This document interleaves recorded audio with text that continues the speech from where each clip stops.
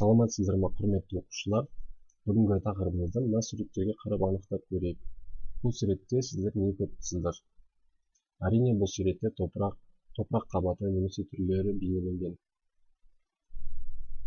Бүгінгі сабақтың тақырыбы топырақ құрамы мен құрылымы.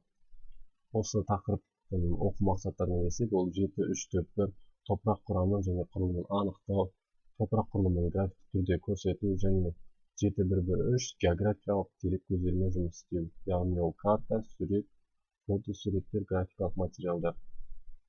Және сіздерге сұрақ, топырақ ұғымын қалай түсінесіздер?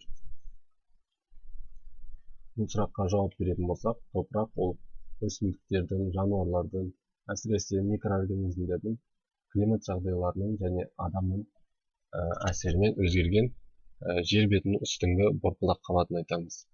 Және гумус немесе қара шірінді деп атаймыз. Ол топырақ құрамындағы шіріп ыдыраған қара қоңырсыз органикалық заттарды айтамыз. Гумус қышқылдарынан, яғни гумин қышқылы және фульво қышқылдары гуминнен және тағы басқа заттардан тұрады. Осы топырақтану ғылымының негізін салушы орыс ғалымы Василий Васильевич Докучаев болып саналады. Ол 1846-1903 жылдар арасында өмір сүрген географ. Және топырақты қалыптастырушы факторларға келетін болсақ, ол біріншісі климат, екіншісі өсімдік жамылғысы, үшіншісі жануарлар дүниесі, төртіншісі уақыт, бесіншісі адамның қызметі, яғни антропогендік фактор деп айтсақ болады. Келесі сол жер асты сулары, аналықтау жұмыстары және жер бедері әсерінен осы топырақ түзіледі. Осының ішінде жоғарыда айтып өткендей Докучаев 5 түйткіл жайтты анықтап кеткен болатын. Яғни ол климат, өсімдік дүниесі, жануар дүниесі, жер асты сулары, аналықтау жұмыстары және жер бедерін тауып анықтап кеткен болатын осы Докучаев географ ағамыз.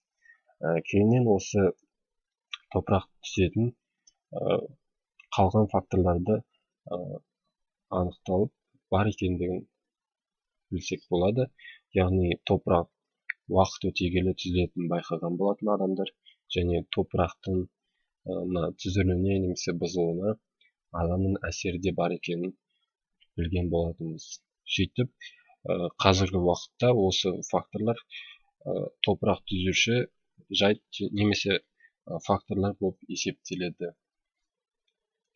Келесі ол механикалық құрам бойынша топырақ үшке бөлінеді: құмды, құмдақ сазды және саз топырақ болып. Механикалық құрамы деген не деп сұрасаңыздар, ол өлшемі әртүрлі құм және балшық бөлшектерімен анықталады. Мысалы, топырақтың құрамында құм бөлшектері көп болса, ол топырақ құмды болып есептеледі, ал егер құм ұсақ, балшық көп болса, ол сазды болып есептеледі. Және тағы солай сияқты.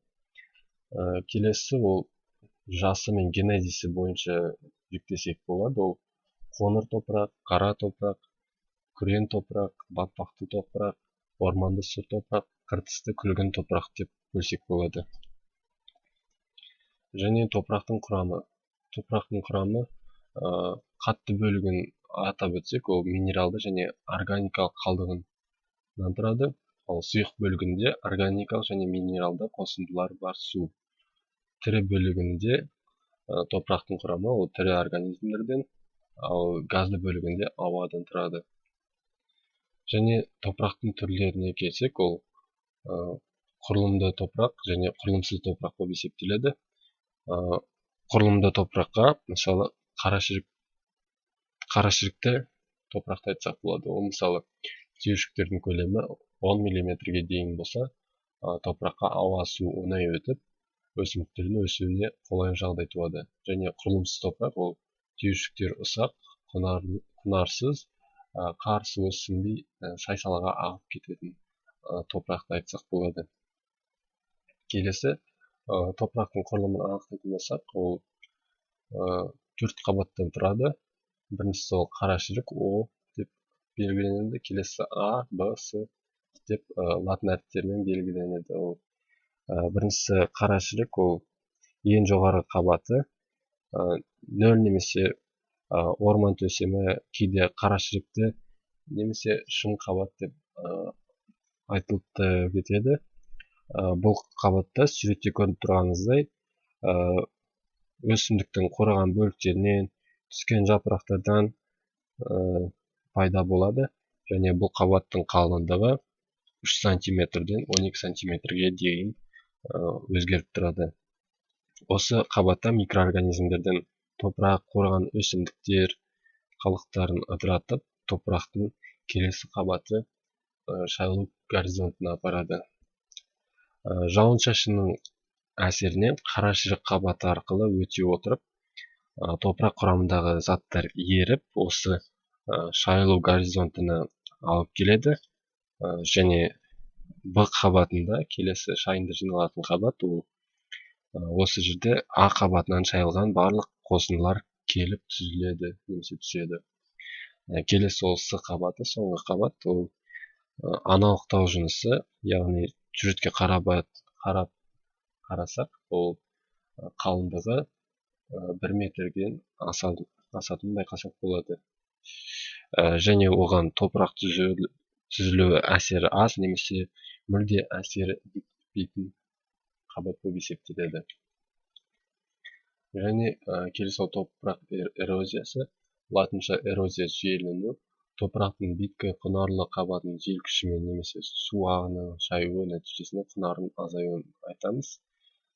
Және эрозияның екі түрі бар, ол жел эрозиясы және су эрозиясы. Суретте көріп тұрғаныңыздай, сол жақтағысы ол жел күшінің әсерінен болған эрозия, ал оң жақтағысы су ағыны әрекетінен пайда болған эрозия. Мелиорация, латынша мелиоратio, жақсарту, жерді жақсартуға бағытталған техникалық және шаруашылық ұйымдастырушылық шаралар жиынтығын айтамыз. Мысалы, суретте байқап тұрғаныңыздай, сол жақта топырақтың нашар екенін байқасақ, ал оң жағында бәрі гүлденіп әдемі болып тұр. Осы мелиорация әсерінен пайда болған нәрсе. Сонымен топырақ құрамында не бар деген сұраққа жауап берсек, топырақтың құрамында шірінді, су, ауа, саз, құм.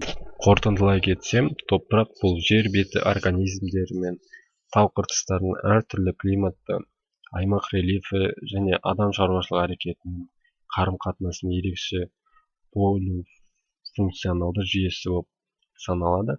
Соңғы жылдары ауыл шаруашылық мәдени өсімдіктерінен жоғары өнім алу мақсатында жыртылған жер тыңайтқыштары, пестицидтер интенсивті пайдалану осы топыраққа қосымша кері әсерін тигізіп жатқанын білеміз.